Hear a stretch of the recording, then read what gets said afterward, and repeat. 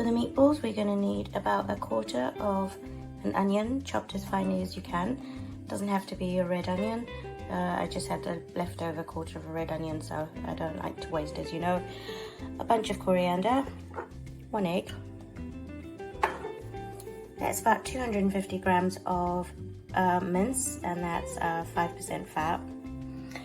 I've used 3 different peppers, half of each, red, green and yellow.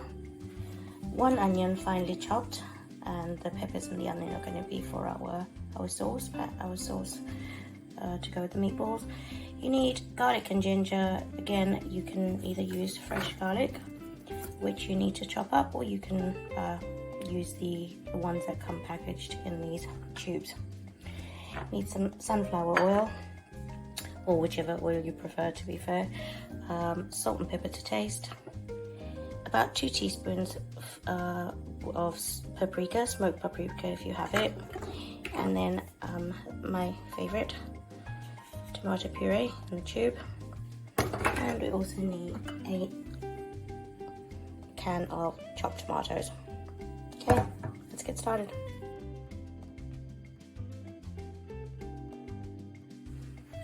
Okay, so I've taken the mince out of the packet. I'm going to start putting the ingredients in there. So in go the onions.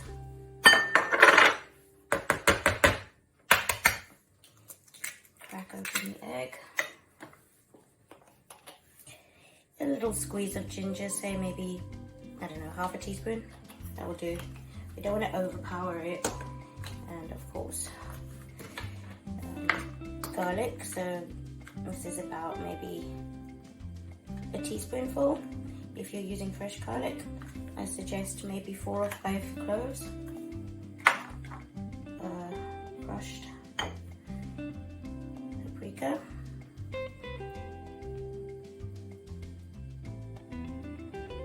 a little bit of salt and pepper. I'm not going to put too much salt. I eat too much salt anyway, so a little bit of pepper. And I'm going to add the coriander. I forgot to chop it, so let me chop it and add that in a second. Okay, I'm back, all chopped. So I'll put my coriander in there. So this can also be used to, this meatball mix that I'm making, you can also use to make homemade burgers. I think the coriander, adding to it, just gives it, you know, that little bit of je ne sais quoi. Make sure your hands are clean. I wash mine. And just get in there and start mixing all the ingredients together. I mean, you can pretty much add whatever ingredients you like, to be honest, but I mean, if you like chili, there's no harm in adding a little bit of chili powder into there. I'm not feeling the chili today, so I'm just going to have these put in. Get that really mixed in there. Okay, that's good enough for me. What you might want to do if you're making burgers is to add a trick someone once taught me, which is a slice of bread, believe it or not. So you would just put your bread in there and mix it in together with the mincemeat mix that we're making here, but I'm not going to do that today. So right, that's all mixed in, looking good. And you just proceed to take pieces of it and just roll it into balls. So these can be as big or as little as you like. Bearing in mind when they cook, they are going to shrink a little bit, so don't make them too small.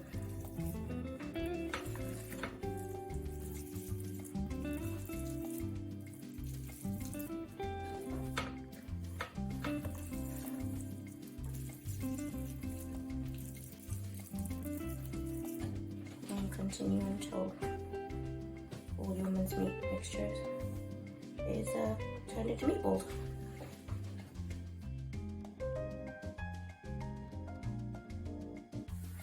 Okay, so I'm going to turn the stove on. I'm going to put it on high to start with, so straight up to 6.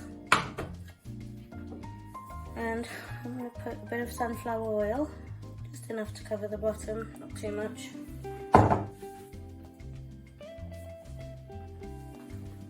And add the onions.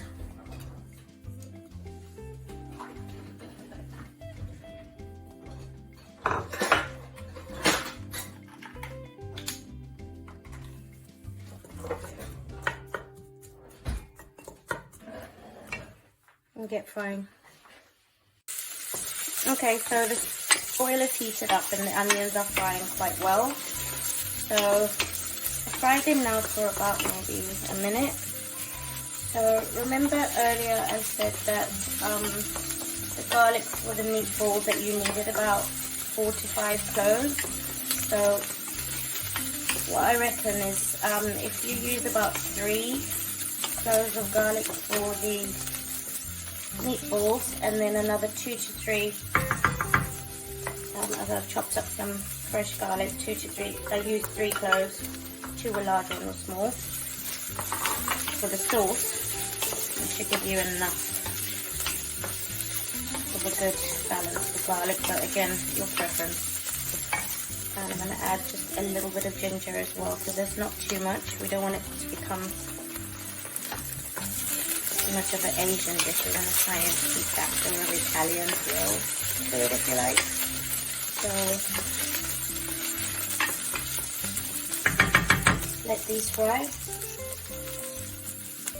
And what I'm going to do now is add the rest of my smoked paprika. So during the meatball preparation, I used about a teaspoon. So remember, when I did the ingredients, I said we need about 2 teaspoons of paprika, smoked paprika if you have it. So use half for the meatball and the other half for the sauce. Get that frying.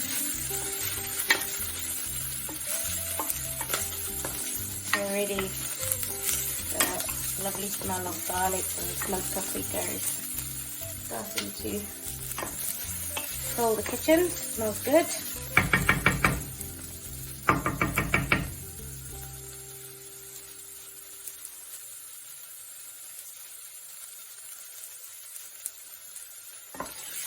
Use that for another 2 minutes or so, at which time it's time to add our peppers. Throw them in there.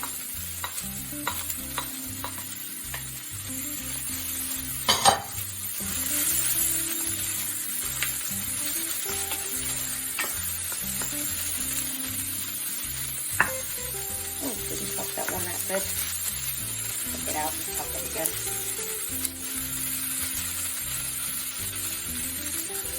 Okay, so the onions and the peppers and the garlic and everything else has been frying now for about a minute or so. So you want to keep stirring and keep frying it until these peppers get a little bit soft.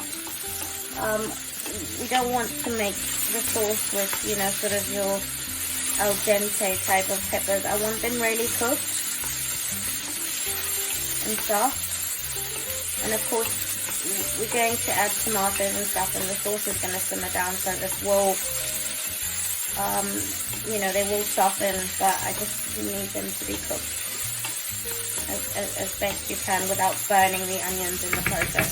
So keep that going for another 5 minutes or so. Okay, so that's been about 5 minutes or so. While that was cooking, I took the time to wash up all the bowls that were holding the ingredients. It's always good to clean as you go, so you're not left with a great big dirty kitchen at the end. In some people's kitchen, but when they finish cooking and it looks like a hurricane flew there. So in Mum's little kitchen, we clean as we go. Right, so next thing, you can see now, if you have a look carefully, you can see that the onions are kind of brown now. So we're ready to add the tomatoes. So I've opened my can of tomatoes. I'm going to slowly add them a little at a time. I want them to pick up all those lovely flavors at the bottom of the pot when it's been cooking.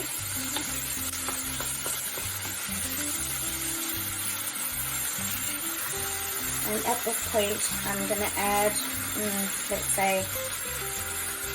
let's call it about,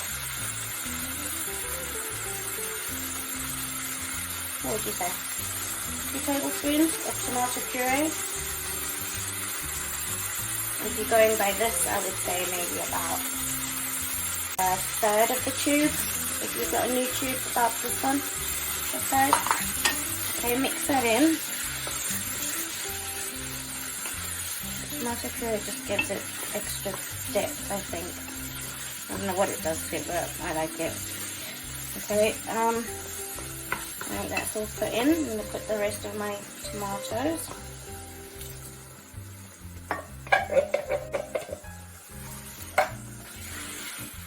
Okay, so at this point, it would be good to add a little bit of water in there. So what I like to do is with my can, whatever's left in there, I put about 1/3 away up of water and just swish it around to get the little bits of tomatoes. I'm going to just go away and do that. Okay, as you can see, it's about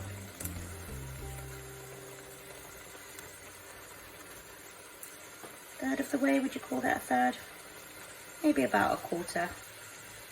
Not too much. And just pour that into the sauce. Okay, now when I make my pasta sauces that go with pasta sauces, I like to turn it down really low. So remember, we started with the plate on the hottest, which in my case of my cooker is 6. So I'm going to put that way down to 2. I'm going to put the lid on, and that is going to simmer for as long as possible. So obviously, depending on what time you're making this, if it's for dinner, I think I'd like it to simmer for at least maybe 45 minutes to an hour even, on a really, really low heat. So I'll come back and check on it in half an hour's time. Okay, so it's been about half an hour, so time to check up on our sauce. Yeah, it's looking fine to me. Right, so what I'm going to do at this stage, it's up to you whether you want it chunky. You can leave it as it is, but I want mine broken down a little bit. So what I take is this gadget here, which is for making mashed potato and stuff, and I like to sort of mash my sauce so that the peppers and anything that's a little bit whole kind of gets broken down. It also thickens the sauce as well.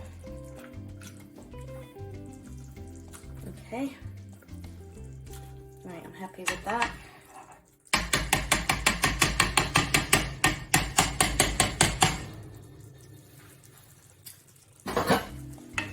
Give it another whirl. A few chunky pieces left, no problem. Right, so what I'm going to do now is, because I haven't put any salt in this yet, I'm going to put a little bit of salt.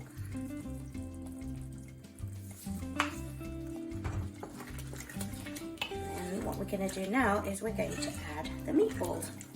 So how I used to make my meatballs before is I would, my meatballs and tomato sauces, I would actually put the meatballs in the oven first and then add them. But I found that it doesn't really make much of a difference. So here's the meatballs we made earlier. What I'm going to do is just gently place them into the sauce to cook.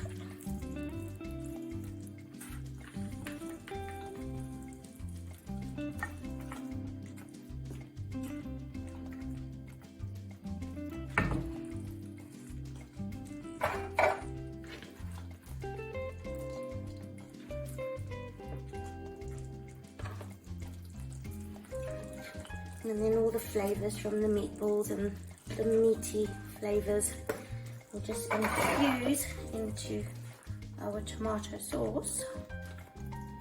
And It should taste quite good. Just making a little bit more space in here because I need to add some meatballs. So from that 250 grams of mince that we used, I got how many meatballs? 1, 2, 3, 4, 5, 6, 7, 8, 9, 10, 11 meatballs. Not too bad. Okay, so remember they're going to shrink a little bit.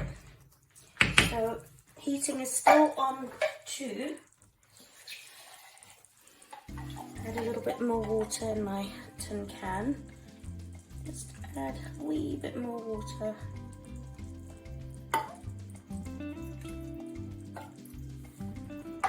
Just so that things don't burn. Okay, I'm going to put the lid on. And leave that for another maybe half an hour. Come and check on it then. So see you in 30 minutes. Okay, so 30 minutes is up. Let's see how that's looking. Right, okay, so meatballs are pretty much cooked. Okay, looks fine to me. Yay.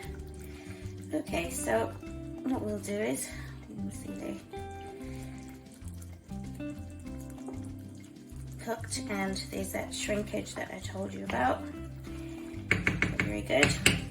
What I'm going to do now is I'm turning the stove down to 1, so from 2 to 1, and just leave it just to simmer until we're ready to eat, so that we can boil down some of that liquid and thicken our sauce.